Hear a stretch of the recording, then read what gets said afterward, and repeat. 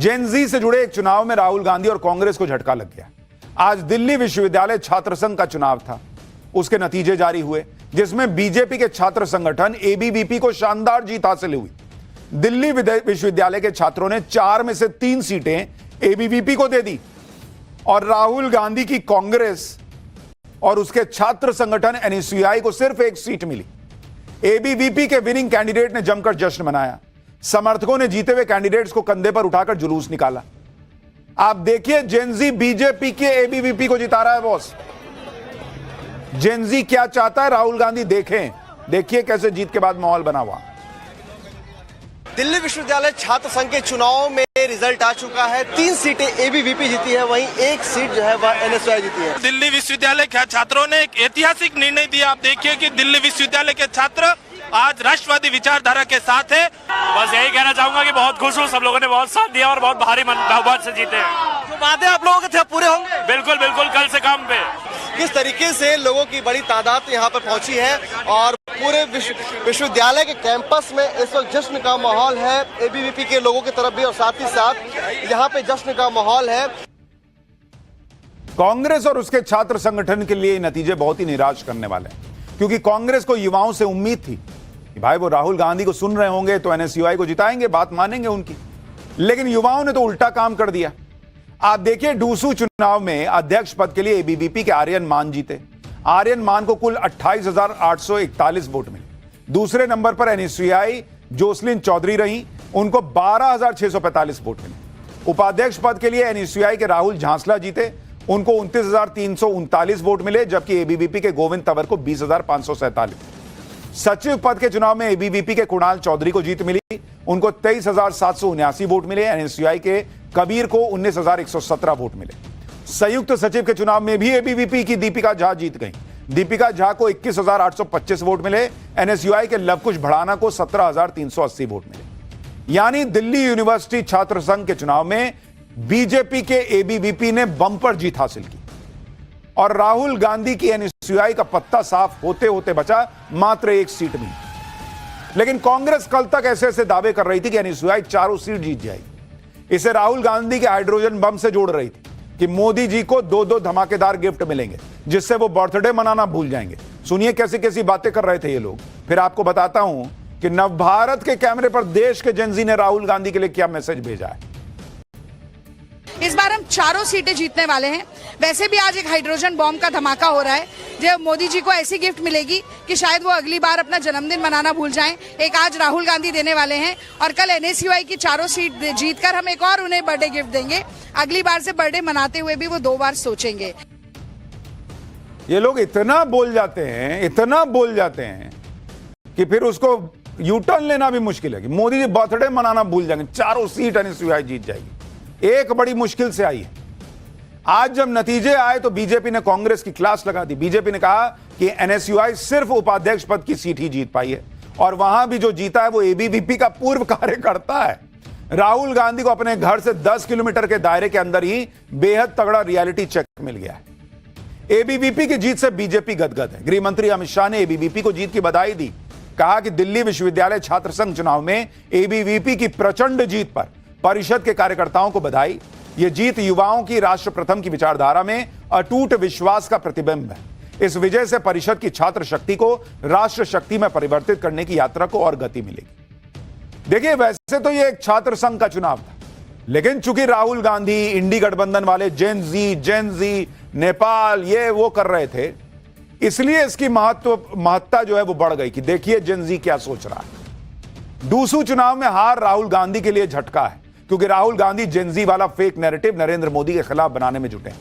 लेकिन इस हार की फजीहत को ढकने के लिए एनएसयूआई भी वही बहाना बनाने लगी जैसा राहुल गांधी ने उपराष्ट्रपति का चुनाव हारने पर किया था। कल वोटिंग खत्म होने के बाद से ही एनएसयूआई के कैंडिडेट वोट चोरी का आरोप लगाने लगे। कह रहे थे कि चुनाव में गड़बड़ हुई है, ईवीएम में स्याही लगाई जा रही है जिससे एबीवीपी के कैंडिडेट को वोट बढ़ाया जा सके।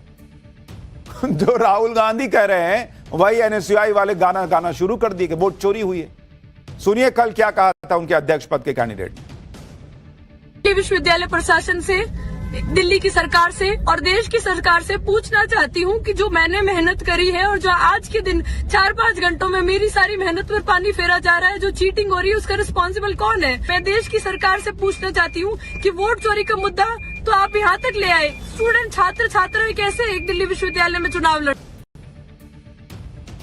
ये चिटिंग है। राहुल गांधी से लेके उनके छात्र संघ के नेता तक यही गाना गा रहे हैं, ये चिटिंग है। मोदी जी कैसे जीत गए? ये चिटिंग है। ये सही है कि चुनाव जीत जाओ तो सब ठीक, हार जाओ ईवीएम खराब, वोट चोरी, फलाना ढिमकाना, संवैधानिक संस्थाओं को खटगरे में खड़ा कर दो। बॉस पब्लिक नहीं पसंद कर रही, राहुल गांधी को नहीं समझ में आ रहा, कांग्रेस को नहीं समझ में आ रहा। ये जेनजी बता रहा है बॉस कि ये सब नहीं चलेगा। बीजेपी राहुल गांधी पर भड़की हुई है, कह रही कि राहुल गांधी देश का माहौल बिगाड़ना चाहते हैं। बीजेपी वालों को सुन लीजिए, फिर मैं आपको दिखाता हूं नवभारत ने जो देश भर के अलग अलग जेनजी से पूछा है सवाल कि क्या वो सड़क पर आएंगे, क्या लोकतंत्र खतरे में है, राहुल गांधी के बारे में वो लोग क्या सोचते हैं, वो पूरी रिपोर्ट आपको दिखाऊंगा। पहले सुनिए बीजेपी वालों। क्या कहना चाहते हैं राहुल गांधी? आप कहना क्या चाहते हैं कि एक जेएनजे के नाम पर देश में आप अराजकता फैलाना चाहते हैं?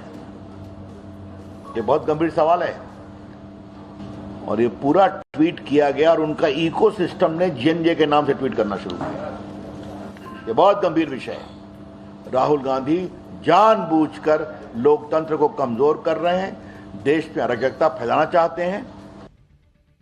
राहुल गांधी फ्रस्ट्रेशन में है, हताशा में,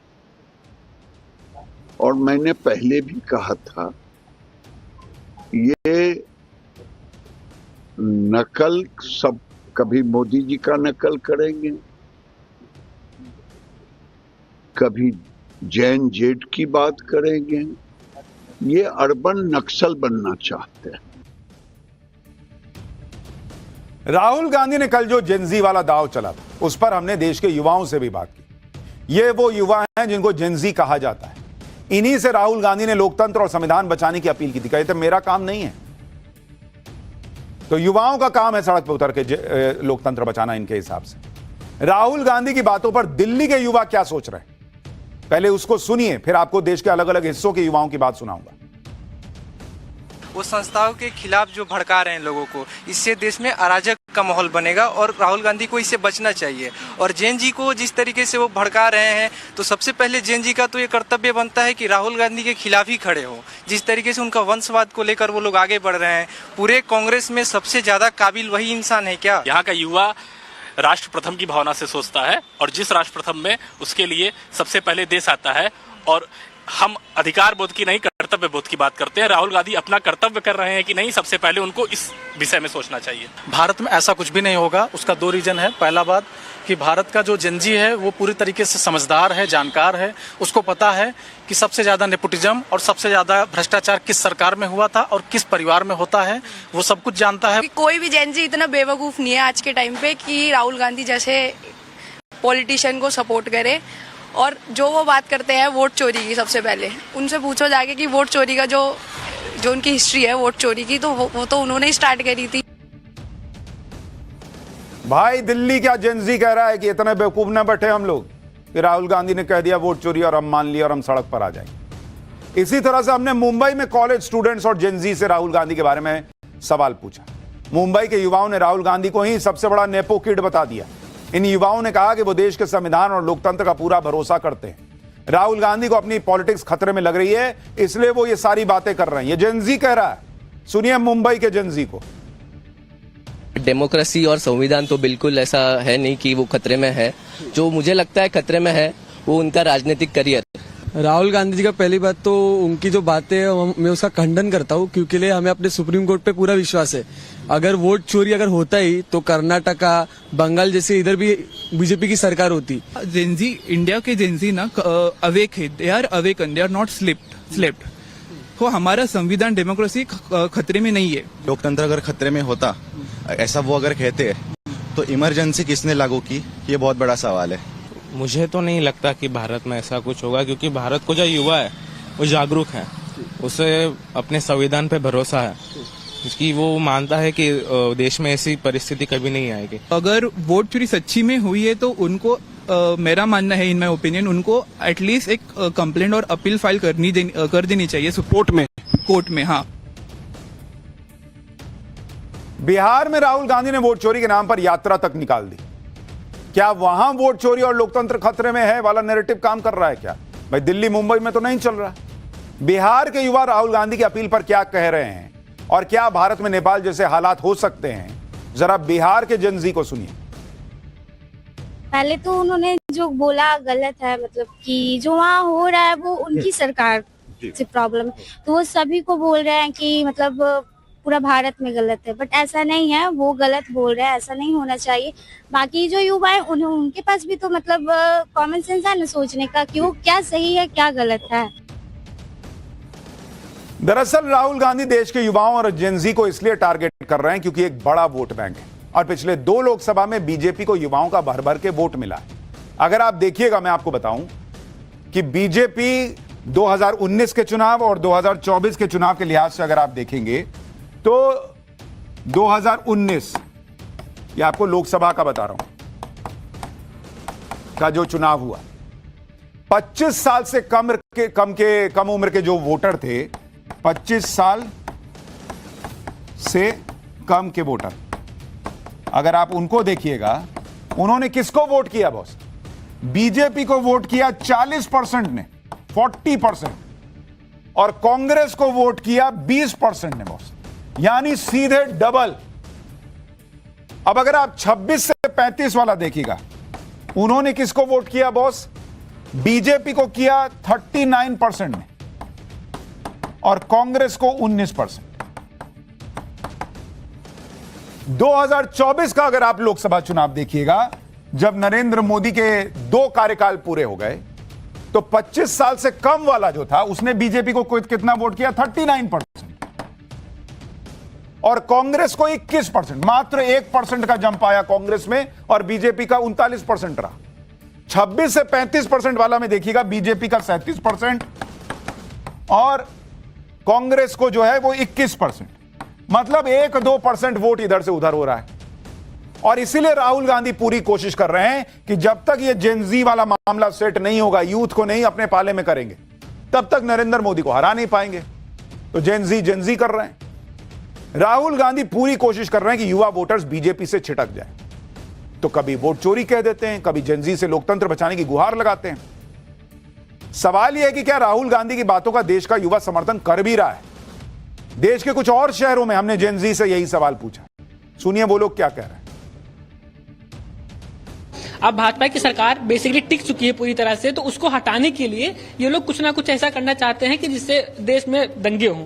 मैं ये थोड़ा कंट्रोवर्शियल बोल रहा हूँ, लेकिन ये मेरे हिसाब से सही है। हमारी जो सपा की सरकार है और दूसरा ये आपका सोनिया गांधी, राहुल गांधी, ये लोग कहीं ना कहीं परिवारवाद को एक्सटेंड कर रहे हैं। अब ये वोट चोरी की बात कर रहे हैं, पहले कह रहे थे कि ईवीएम है, उससे पहले कुछ और कह रहे थे, तो ये तो सिर्फ चुनावी जुमले हैं। रही बात अब राहुल जी की, तो उनका हर एक बयान हमेशा झूठा ही निकलता है। नीरज सिंह, पंकज सिंह, इनको सिर्फ नॉर्थ जानता है, लेकिन राहुल गांधी हो गए, अखिलेश यादव हो गए, इनको पूरा इंडिया जानता है। तो कुछ नेपोकिट्स ऐसे भी हैं जो छुप के काम कर रहे हैं, कुछ नेपोकिट्स ऐसे भी हैं जो सामने आके काम कर रहे हैं। For more of such videos do like, share and subscribe to ET Now Swadesh।